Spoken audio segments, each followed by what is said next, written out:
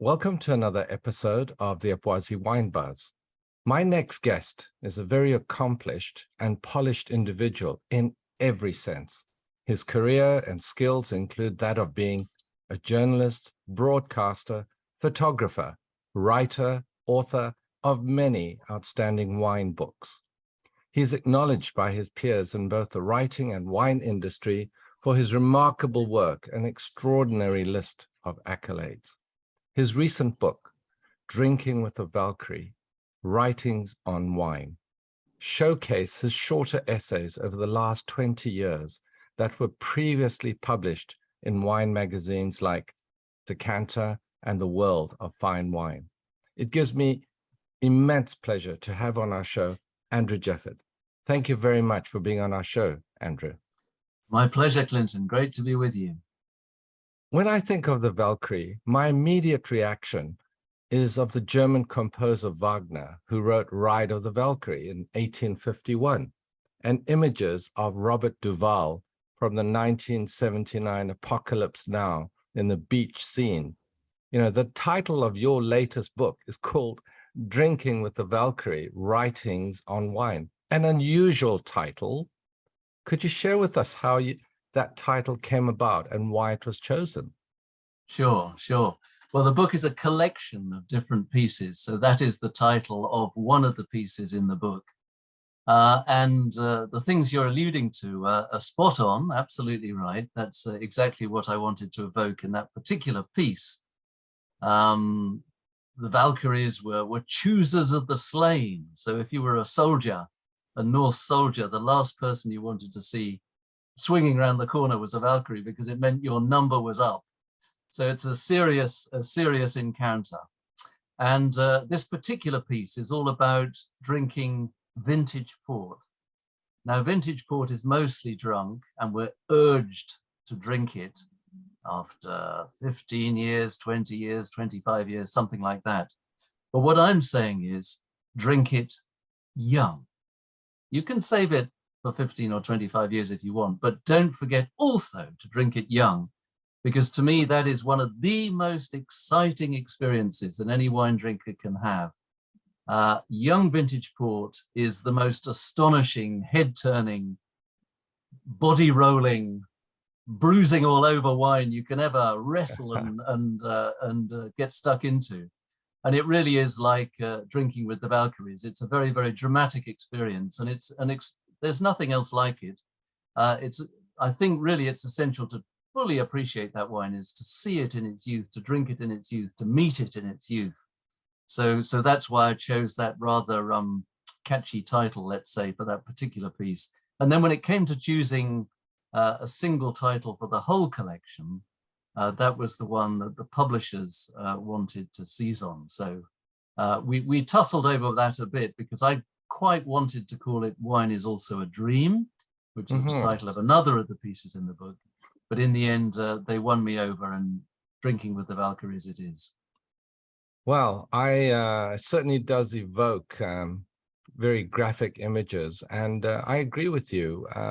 I've on occasion had vintage port when it should have been, perhaps, as you said, most people wait for 15 to 20 years. And when you drink it at a very young age, it evokes different and stirs contrasting emotions on the palate, and certainly makes you think, what would it have been like? What is it now? So yes, it's remarkable when you drink it very, very young. Andrew, share with us the motivation to write your latest book. Well, I've written an awful lot of journalism down the years. And from time to time, I have thought, it would be nice to see that in the covers of a book, to make it a little bit more permanent than it will ever be as a piece of journalism. But it was a sort of a back project on the back burner, something I thought about from time to time. I mentioned to one or two people.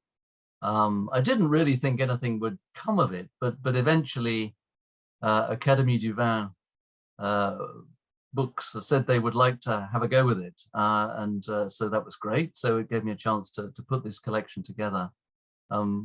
pieces I've written over the last 15 or so years. And you know, when we put them all together, I realized actually that most of what I have to say about wine is hidden away in this book somewhere or other. So I'm very glad in the end to have got it all together. And it's also very different from the other things I've written, particularly The New France, all about France, and Whisky Island, all about the island of Islay, the Whisky Island of Islay, and other books too. This has a much broader focus in many ways, and obviously it can treat, you know, huge variety of different subjects within the wine field. So it was great fun to put together, and I hope it works as a collection. Well, I've had the privilege of reading through a number of the articles in the book itself, and the theme that I thought that was running through it, it's very thought-provoking. Yes, very thought-provoking. It stirs the mind, acts as a catalyst, and I'm sure many of the articles were written quite a number of years ago, but yet they still remain quite relevant to today. In fact, even more so in certain cases. So, and I'll touch back on that later on. So, sure. Andrew, what would you like the reader to remember after reading this fine literary piece of work from you? Well, I think the three messages, if you want, I would like to get across. One is something I think you want to talk about a bit later, Clinton, which is the whole horizontal versus vertical approach to wine. And my contention is that the wine world at the moment is structured very much on verticality. And to me, the beauty and the joy of wine is connected with horizontality.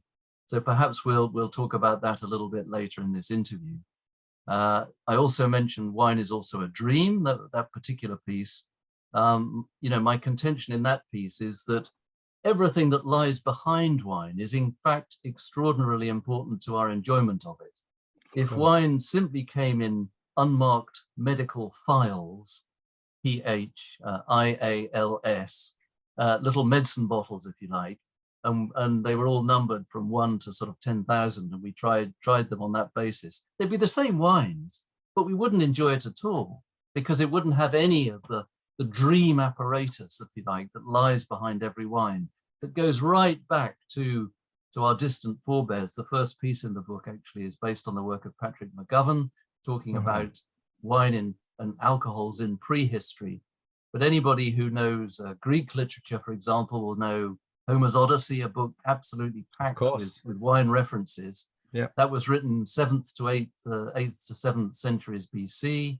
Euripides the Bacchae, thought to be one, you know, perhaps the greatest of all Greek tragedies, written 400 years of BC. Anybody who has any contact with the Christian world, or who is a Christian, will fully understand the significance of wine in Christian tradition, in the New Testament, of the Christian Eucharist, and so on. And all of these things quietly, not prominently, but quietly lie behind the way we taste wine and drink wine and enjoy wine. And they're why the very word wine has the sort of the grand rolling significance that it does for all of us. So I think that wine is also a dream is also quite an important piece, and that's something I would very much like people to remember. And then I think the final thing I would like people to remember is that really wine is very much bonded in the rest of our life. I would like people to see wine under the broadest eaves, the biggest perspectives. You know, again, we might talk a little bit about wine and climate change later on. That to me is very important. Wine in our contemporary world, its origin in different countries and different cultures is incredibly important too. The things that it can teach us about otherness and difference are wonderful lessons for human beings to take on board. So all of that bigger stuff, which is not something we often have much of a chance to talk about in the wine world, because we're very wrapped up in the practicalities and the details of it all, and the simple pleasure of it all, and that's wonderful. But there is also these much bigger perspectives behind. So that's also something I want to open up people's minds to with this book. Well, you've touched my heart when you mentioned the word culture, because that's very dear to me. And you're right. I mean, I think there is a particular whiskey club where the whiskeys that come out are literally only numbered. There's nothing else to it. And it comes across as very sterile and very clinical. And you tend to lose the historical significance, and not only that, the wonderful story behind. So yeah, we definitely will touch on the horizontal and the vertical aspects which you mentioned. Now, you've been described as an iconoclast in the world of wine writing, you know, by J. McInerney, who wrote, he's skeptical of the 100-point system. Do you think this label of being an iconoclast is a fair characterization of you? Well, I wouldn't like to be described as an iconoclast for the simple reason that the meaning of words matters a lot to me. And the meaning of iconoclast is somebody who smashes icons. And icons are very, very precious things within the Greek Orthodox and the Russian Orthodox Church, for example. They're things that are of great beauty and great veneration and great spiritual significance. So I would hate to be thought about as somebody who came to objects like that and smashed them up. We'll let Jay know about that. Yes, but I'm quite happy to be described as a dissident, for example. And I'm also quite happy to be described as a revisionist. One of the pieces, oddly enough, about Picpoul de Pinet begins with a discussion of revisionism, slightly self-indulgent perhaps, but I am quite happy to be described in either of those ways, because I do think it's very important that with any culture, if we're going to keep it alive and keep it meaningful and understand it properly, we need to keep thinking about all of our terms the whole time, and the way we consider and how much we should accept without question. And I think the questioning posture, the dissident posture, the revisionist posture is actually quite a useful one to have. And it's what drives a lot of the pieces in the book, it's true. I think we all go through that particular stage in our lives when we are thoughtful of how we're going to change the world, certainly in our university days. And as we move on in life, you know, we become more particular and pragmatic. So I certainly understand where you're coming from, Andrew. Now, talking about time and generation, the wine industry today, as in other industries, are now having a larger and ever-growing following in terms of market share, with a younger generational drinker in our case.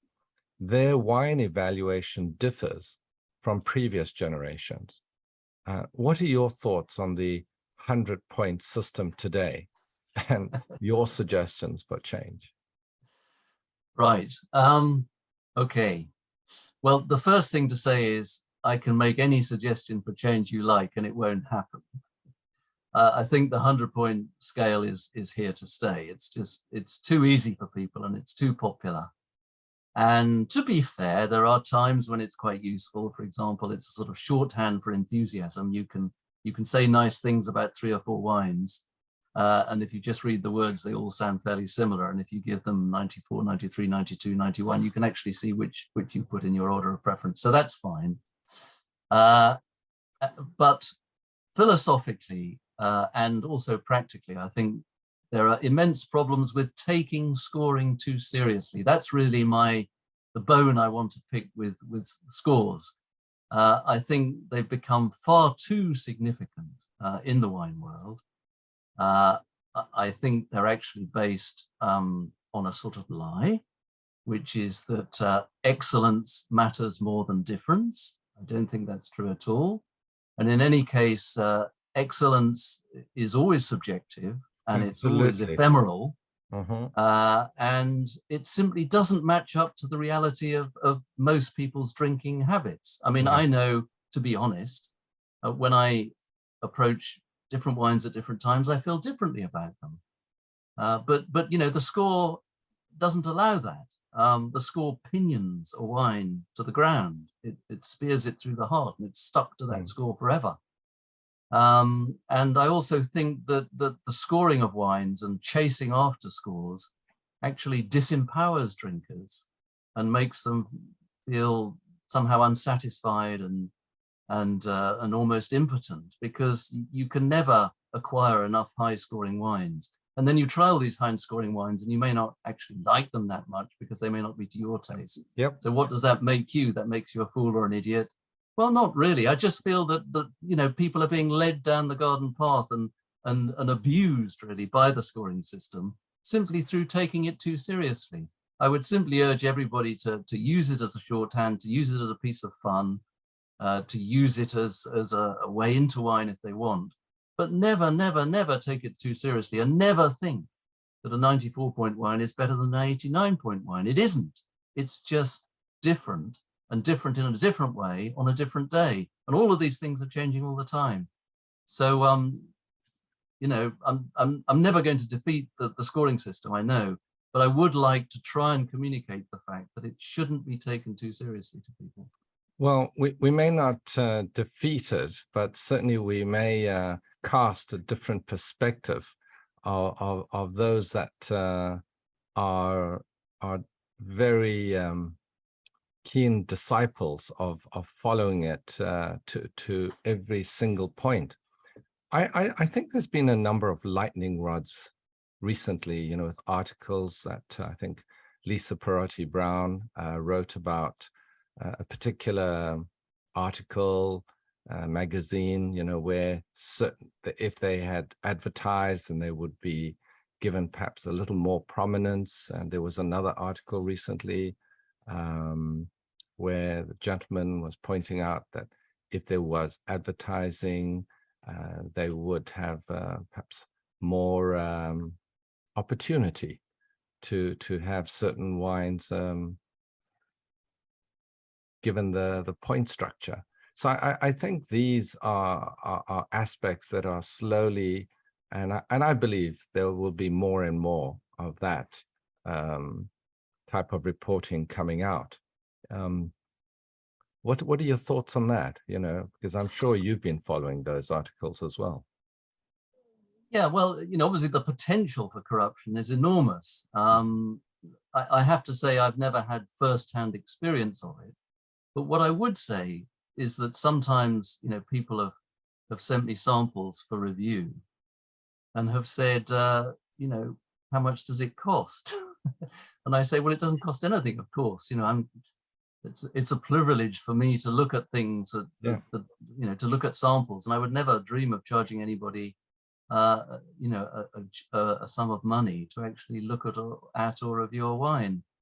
And, you know, and that's one way in which corruption can slowly creep into the system, because if you start to pay for a review, in the first place, you're putting yourself on a different basis to those who aren't prepared to pay for a review. And in the second place, you're entering into a pecuniary relationship with the reviewer, and the reviewer might be predisposed towards looking charitably on the wine. So that there are a huge number of possibilities for corruption. But I have to say I've never come across personally a clear example of corruption in my life, so I can't say that it definitely happens or it definitely doesn't happen, but the possibility is there. Certainly. In chapter 6 of your book, there's a subtitle called The Illuminati of the Bottle. Your description unleashes an unbridled truth, harsh but true, scathing but true. In your opinion, has that type of behavior you described increased, diminished, or remained unchanged over the years? So perhaps before you answer that, Andrew, a very quick précis of that particular article for our listeners who perhaps haven't read that particular article. Sure. Well, that article was about the way that once you're sort of slotted into the wine world, once you've signed up as a geek, it can completely take over everything, and nothing else really matters. And completely dominates everything else and excludes it from your field of vision. You know, I'm really against that. Oh, yes. Partly because I'm not naturally a geek myself. I'm an enthusiast. I love wine for its cultural, whether I love music or film or poetry or anything else, art. And that's the way in which I like to talk about wine. But the whole kind of, you know, fronting up with other geeks in terms of what you've drunk and which vintage is better than which other vintage, and you know, which label is better than which other label, and all of that stuff I find horrid. Really a big turnoff. And I think, to go back to our scoring debate, that's something that scoring has actually sort of intensified. It throws oil on the fire of geekdom. I don't want to be too harsh here, because no, but you know, there are worse things Andrew. you can do with your free time. No, that's true. But sorry, but I think you ought to, because I mean, even last night at a particular event I was attending, and the gentleman, you know, had heard of me and approached me and said, "Oh, you know, I believe you know something about wine, and you know, what wines have you drunk? What vintage have you drunk?" Clearly holding up the flag, you know, sort of proudly fluttering in the wind, as you had described earlier. There we are. Utterly boring. Yeah. So it was really, but you know, it's a kind of an amusing article as well, I hope. Oh, yes. I don't want to be too serious about any of this, because wine is essentially something which enhances the pleasure that we all have in life. You know, we're not talking about terrorism or international drug smuggling. Not at all. We're basically talking about an innocent pastime. So I don't want to overstate the case, but I do feel, for me, the great pleasure of wine is this cultural richness and this way that it bears a kinship to other arts, and it can at best be enjoyed in that kind of way. And well, we're going to talk about horizontality and verticality and difference in a minute, but that to me is the really precious thing about wine. And if you get too hooked into the whole score system and the hierarchies and all the rest, you kind of can almost forget the pleasure altogether. You know, I know some wine fans who are just chasing boxes to tick. They're not chasing pleasure anymore. They're chasing boxes to tick, and that to me is a terrible shame. Yes, you become rather hollow and shallow in your pursuit of enjoyment. Yeah, and you know, you mentioned horizontal and vertical. Let's touch on that now, shall we, Andrew? You have a strong belief in the horizontal as opposed to the vertical appreciation of wines, the diversity, the difference, as opposed to the quest for the best. Many would argue with you on this, and I find it intriguing, and a fellow subscriber of your thoughts as well. So when did this idea first materialize for you, and how did it develop? When did it first materialize?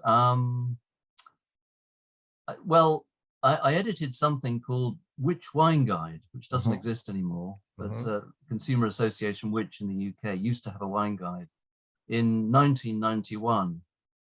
And I remember that, you know, I had a chance to write a sort of preface to the beginning of that book. And I remember, you know, urging wine lovers to hunt down excellence in the humble and the obscure, because I already felt that was probably the most interesting thing about wine, was chasing down this wonderful, astonishing, almost limitless play of differences that you can find with it. That's what's so special about it. And I remember being mocked by a leading celebrity chef at the time, in a diary column in one of the newspapers, and he was saying, "Oh, you know, what a prat this guy is, you know, get real, we all want the best stuff, of course."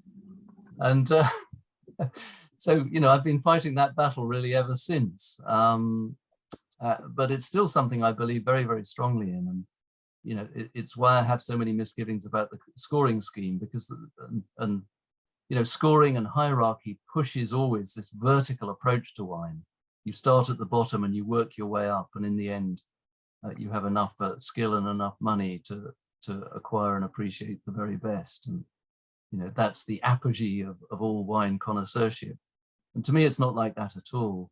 It's really chasing after the endless differences that wine can provide, and enjoying and savoring those, and learning more about those. And that, to me, is the biggest cultural richness of all, is to chase your way through geographies, origins, places, terroir, if you like, and producers too, because producers are people working in a place, they're of their place, they're interpreting their place, they're incarnating their place, they're giving it voice. And you have a chance through roaming through the wine world to discover all this wonderful suite of differences and to appreciate it, and to thereby learn that actually hierarchies are generally meaningless.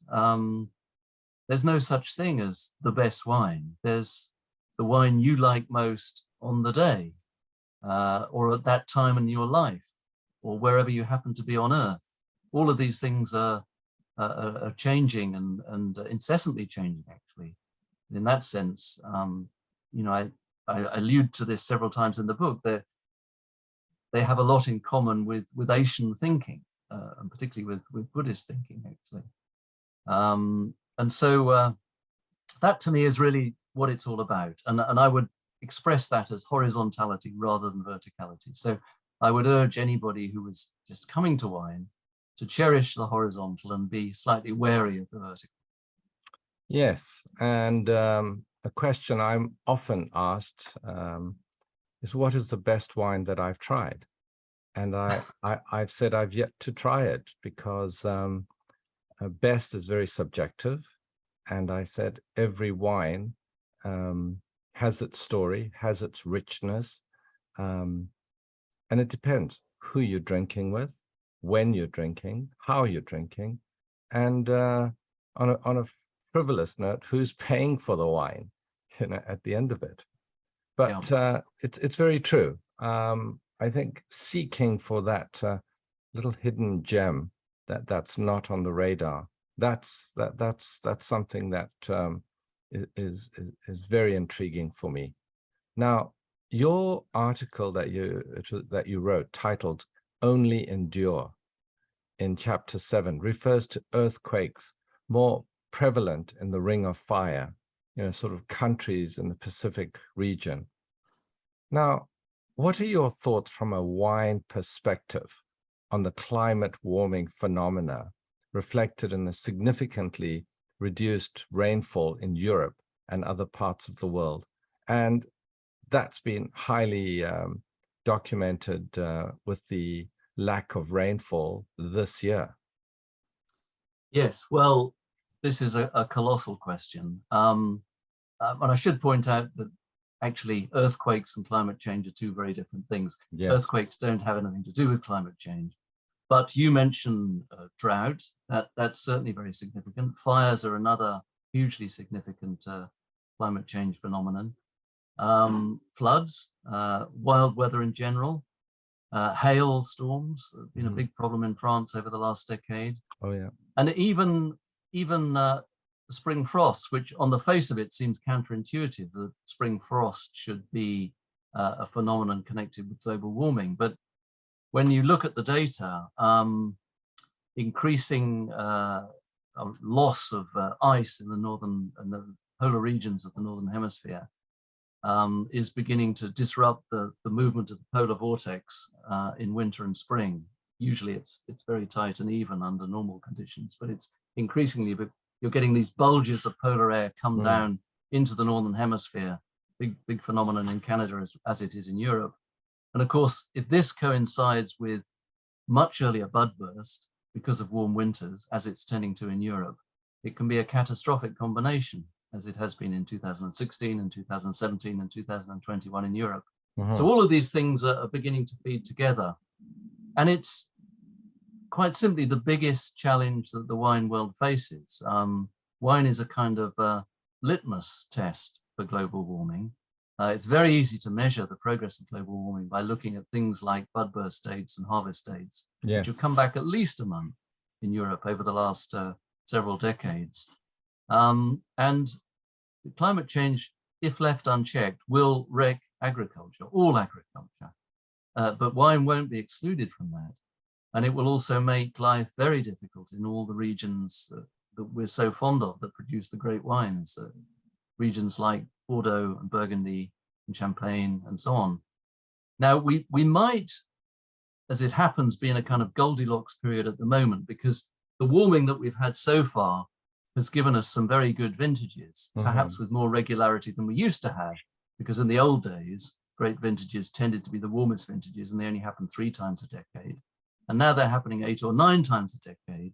So we're perhaps in a kind of Goldilocks period where we're actually benefiting in the wine world from that at the moment. Less true, I think, in places like California and Australia, where devastating fires and so on have been impacting viticulture, and also where you have less leeway in terms of ripening cycle, where you're already out at the limit and where you're now getting extraordinary pressure on that limit. But it won't last.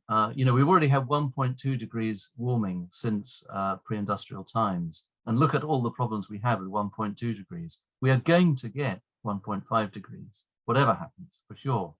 And unless we can really do something dramatic in the next decade, we're going to get 2 degrees or 2.5 degrees, getting on towards 2050. And that truly will be catastrophic. So, you know, it's something that concerns me enormously, more than anything else, actually, and that I think about an awful lot. And I would urge any concerned wine consumer to think about it too, and to try and do whatever they can in their own lives, small things, medium things, large things. There is for everybody, to also talk about it and urge those over whom we have influence to act on it, and to vote for those who are prepared to act on it, to change this situation, because it's the gravest situation the world probably has ever faced. You know, we're talking about an anthropogenic extinction episode that's underway at the moment, the like of which has only ever happened 5 or 6 times during the history of life on Earth. That is a matter of unfathomable seriousness. And as I say, wine is a sort of litmus for all of that. So this is the most important thing we've spoken about, Clinton, for sure. Yeah. I mean, the consequences are, you know, many would say on a biblical proportion, but I think, as you said, the consequences will dwarf anything that we've ever encountered. And you're absolutely right there. You know, Andrew, times change, tastes change, and perspectives change. Do you believe your views remain relevant in today's wine world, apart from the you know, global warming? Well, you know, I hope that in some ways my views are avant-garde views. That's partly why I sort of pushed hard to get the book out, and partly why I picked the pieces I picked, because I do want people to think very seriously and to question things in the wine world, just as they should think very seriously and question things in every other world too, because that's the only way we'll progress. So I hope that, far from being dépassé, far from being a sort of the last roarings of a dinosaur, they might even be the first chirpings of something that has yet to come, but we'll see. Well, I certainly found the articles that I read very thought-provoking, and I mentioned that right at the beginning of the interview.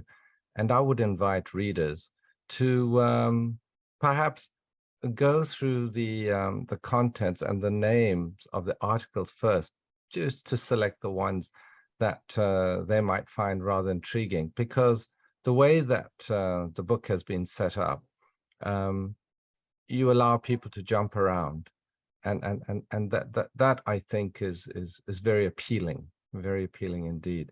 And it's very important, and I would urge people to read the book in exactly that way. Don't start at the beginning and work your way through to the end. Dart all about, because that's probably the way you'll get most out of it. Yes. Now, how would you like future generations of enophiles to remember you, Andrew? Although you're a long way from that point, but still, it's something we all think about. Well, you know, I would like to have informed and to have inspired. Those are the two things I would like to have done. Actually, most of what we've been talking about, Clinton, has been to do with the information side of the book.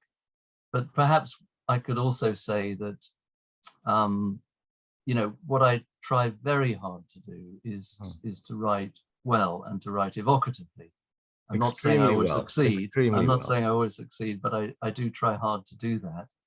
And quite a lot of the pieces in the book are not so much informative as it were, journeys into pleasure. And so I hope that is also something that people can relate to and can use as inspiration for their own journeying into wine. So if I have informed and inspired, that's enough for me. Well, from what I've read, Andrew, I think you have managed to capture one disciple here with that, remembering you. Now, your book is a wonderful collection of experiences that you wrote in the past.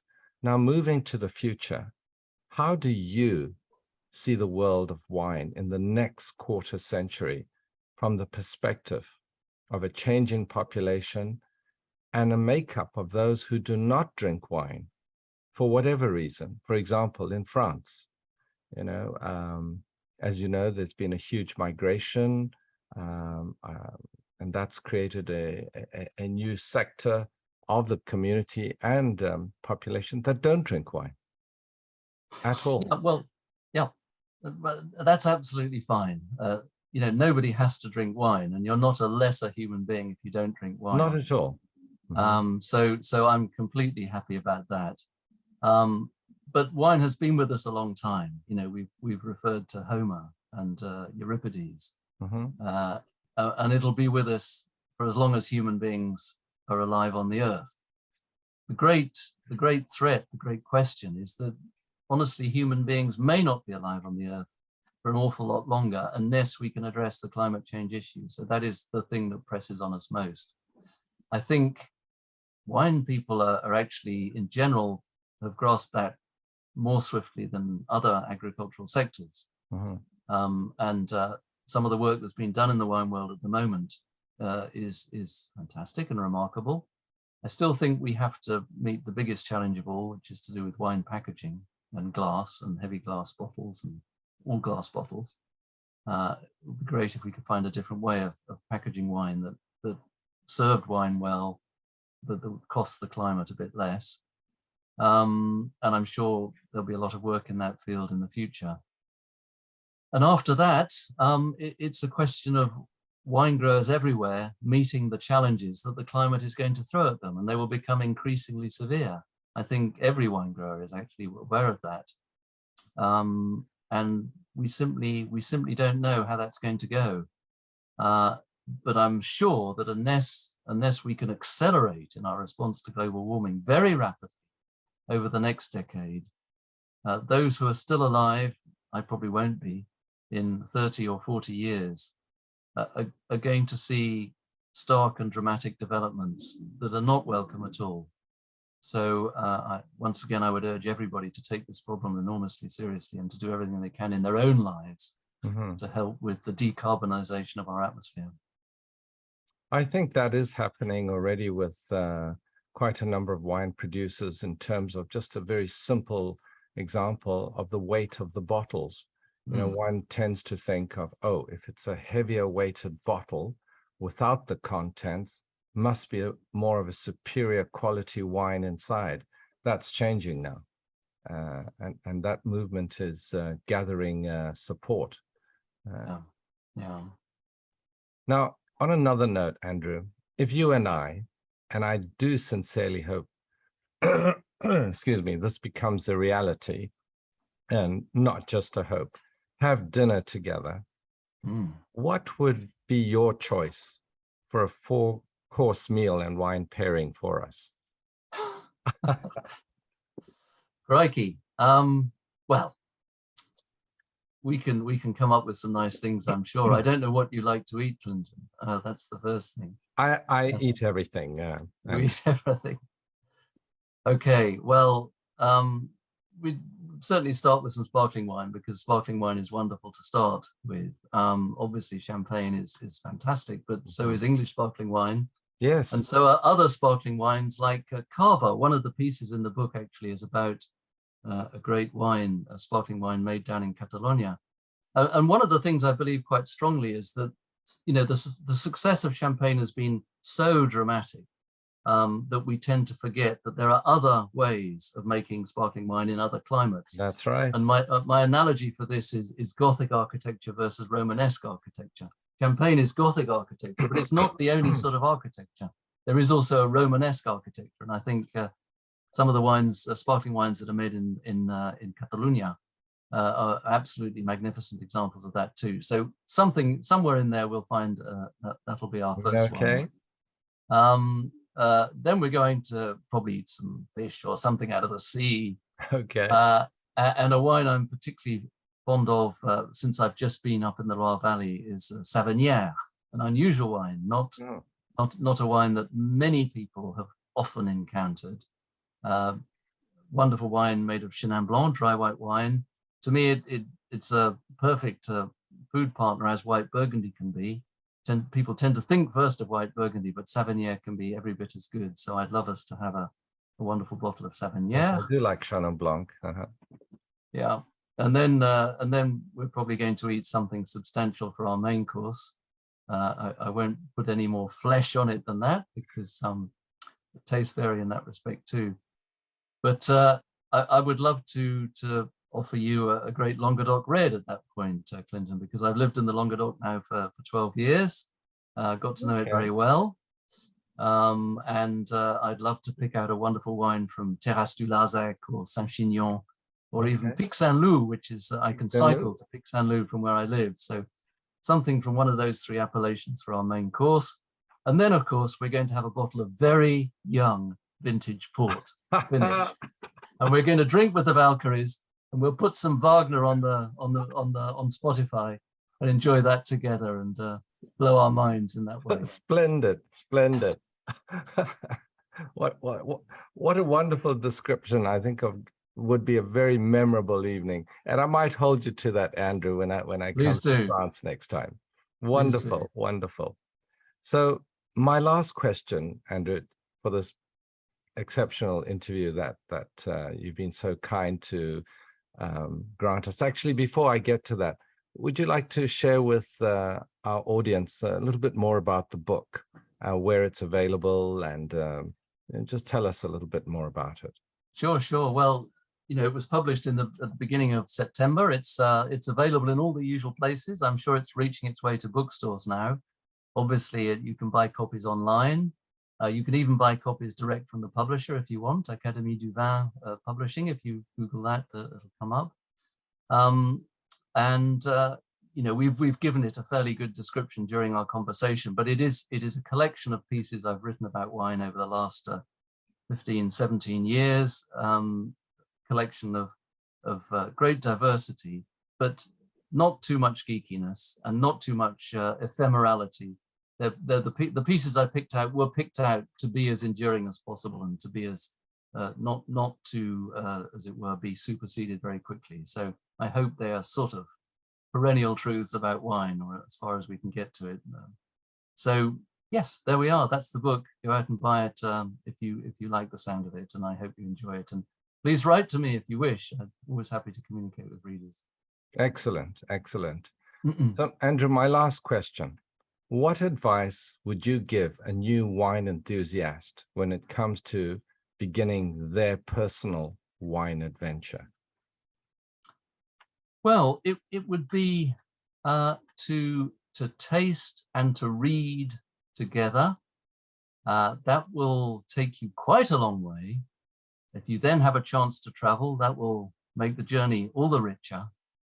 But keep doing those things, tasting, reading, traveling, and beware of hierarchies, beware of verticality, pursue the beautiful difference of wine as far as you can, and you'll have a lifelong pleasure, I'm sure. That's absolutely the way that I've enjoyed wine over the last 50 years or so. And truly, I think it's the best way. So that would be my advice. Andrew Jefford, thank you very much for being on the Odyssey Wine Buzz. It's been a real pleasure, and we wish you great success in your latest book. Thank you, Andrew. Thank you. Thank you, Clinton. It's been wonderful to be with you. Thank you. Please comment, like, share, or subscribe to our videos.